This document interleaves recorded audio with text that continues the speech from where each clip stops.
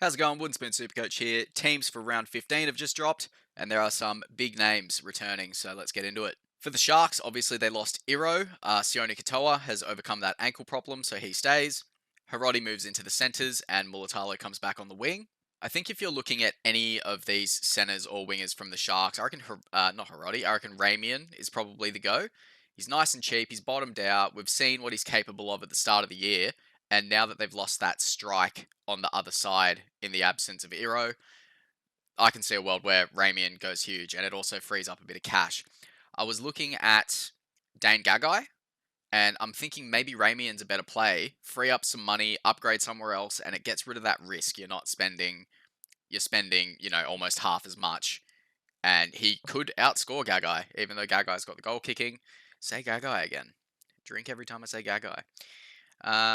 Yep, moving on. Let's just have a look at this. Yep, got all the Shark stuff right.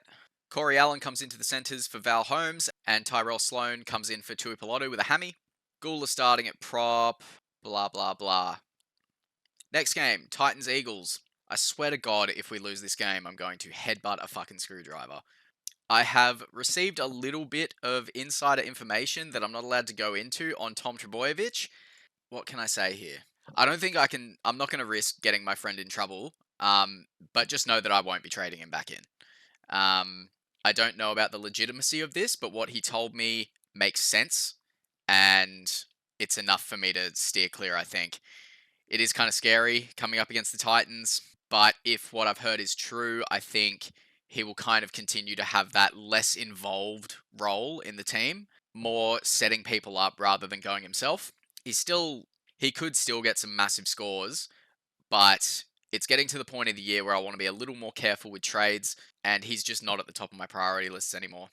Saab is also back, which is also good for Turbo. They've got quite a good combination for those long-range tries. Takayaho's back in. Cherry Evans is back in after he's been dropped from Origin. So a bit more of a full-strength Manly here. I think we're just missing Lehigh. For the Titans, Cleese Haas and Isaac Fasumalawi join the bench with Josh Patterson and Tui Simpkins. Nothing too relevant there. Jazz Tavanga owners, he's reverted to the bench with Takayaho coming back. But honestly, it's a major bye week. If you need to play him, just play him. He can still get some decent scores coming off the bench. Knights and Roosters, Sammy Walker's back. We were talking about halfback options in my last video. Do you go early on Sam Walker? What's he cost? Sam Walker is 640k with a 71 break even, so that's probably about right. We're not getting him cheap, he's not overpriced. I think 640 is about right.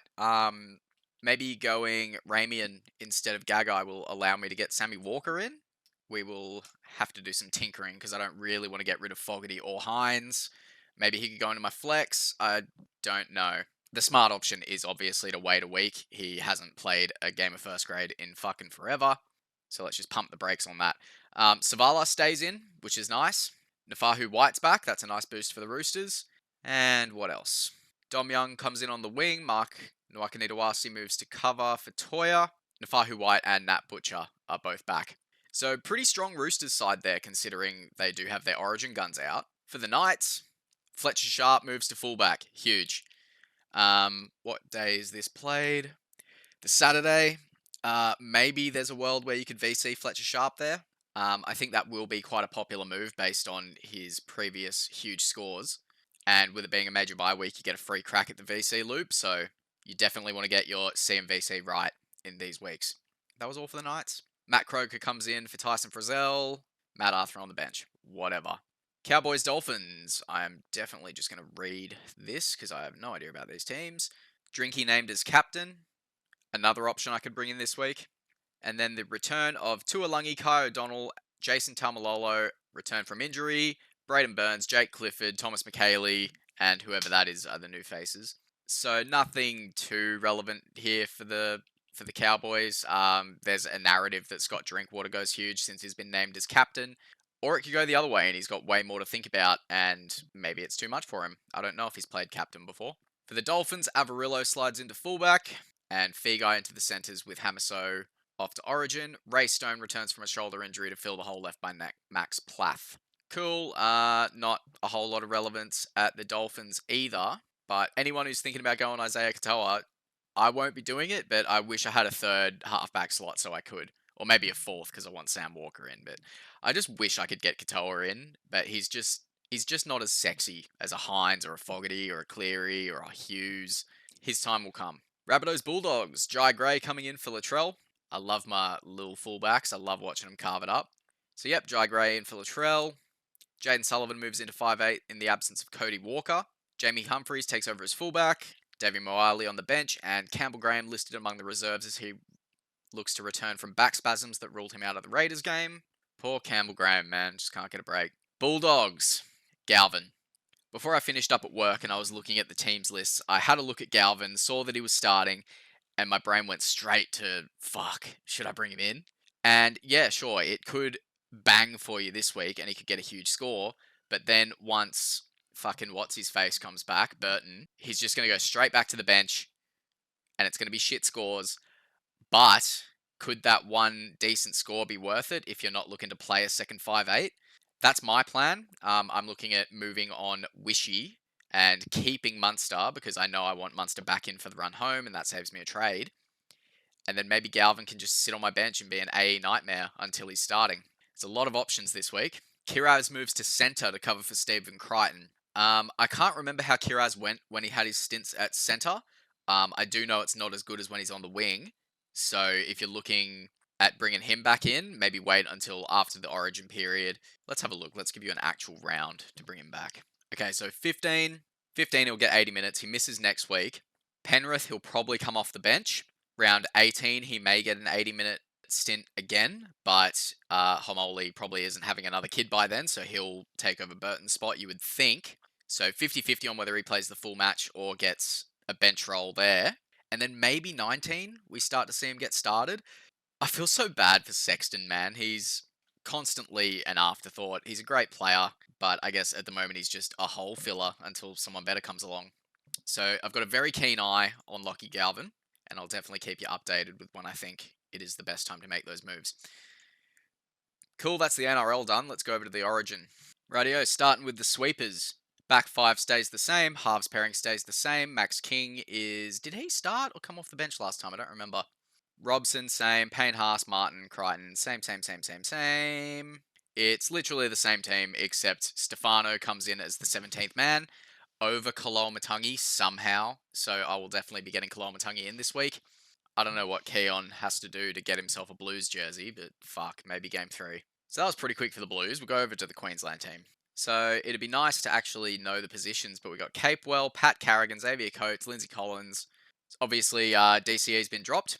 Cameron Munster is captaining, and alongside him will be Tom Dearden. Harry Grant and Val Holmes maintain their spot. Corey Horsburgh has been brought in, so he is a sell. He was kind of a sell already. He's peaked. His minutes are getting fucked around with. It's just time to move him on. Jack Howarth. I guess Billy wants 2 rookie centers. So we're going to have Latrell running at 1 rookie and Stephen Crichton running at another. I know Toya did a job in the first game and he wasn't terrible, but like, I don't know. That seems pretty bold from Billy. Ezra Mam coming in. What? Nanai, Ponga, Hammer, Toya. This is a weird team. I think Billy is feeling the pressure, and I don't think it matters what he does. I think they get swept regardless. They just don't have the cattle like we do. So as for Supercoach relevance, Corey Horsburgh, very relevant. Howarth to an extent, if you've got him. Ezra Mam is no longer a pod option until after the origin period. What else? I like this for Dearden.